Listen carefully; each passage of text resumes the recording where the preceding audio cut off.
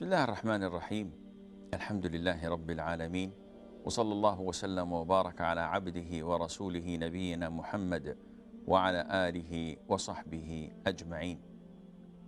The Prophet sallallahu alaihi wasallam once asked his companions, he said, "Shall I tell you what is better for you than your prayer, your fasting, and giving of charity?" Of course, the Prophet ﷺ was talking about voluntary prayers, fasting, and charity, because nothing is better than the fard, or the obligations that Allah Azza wa Jal had commanded us to do. So the companions said, "Yes, O Prophet of Allah." The Prophet told them to reconcile between two fighting factions. Reconciliation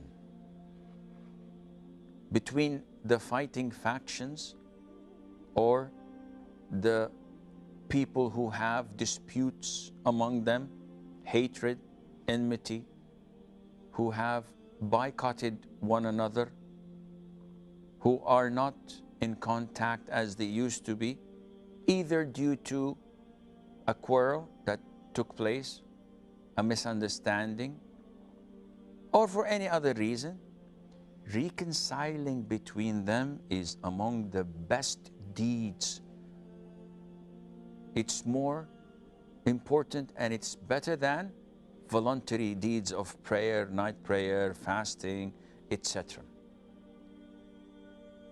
To the extent that Islam compensated a person who is reconciling between two families, two tribes, two fighting factions or groups. Islam compensated him for his financial loss in the process.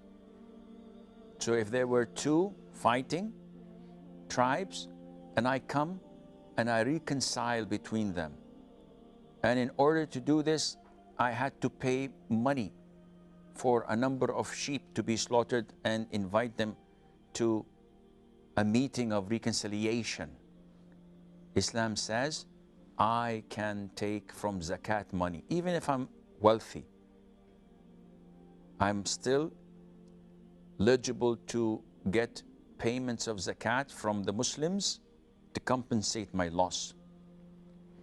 Not only that, Islam allows and permits a person in his efforts to reconcile to lie. Imagine lying, which is a major sin, but it is permitted in 3 cases, and one of them when a person reconciles between the two. So I go to this person and I lie to him and tell him that the other person whom he is not talking to said so many things about you and they were all positive and good. And he said that you were so generous and so kind and so loving and caring. Had it not been for shaitan, both of you would have been best friends. And you convince him that he said that. And then you go to him and you say the same thing about the other person so that you can manage to get them close together. Imagine the great reward. Though you may spend a lot of time doing so, but imagine the immense reward that Allah has for you if you do this. When a man is fighting with his wife and is about to divorce her, and you try your level best to reconcile between them.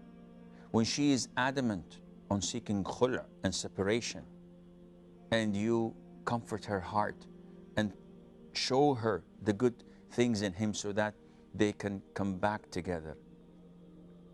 Reconciling between opposite sides is something that is highly praised in Islam. Wassalamu alaikum wa rahmatullahi wa barakatuh.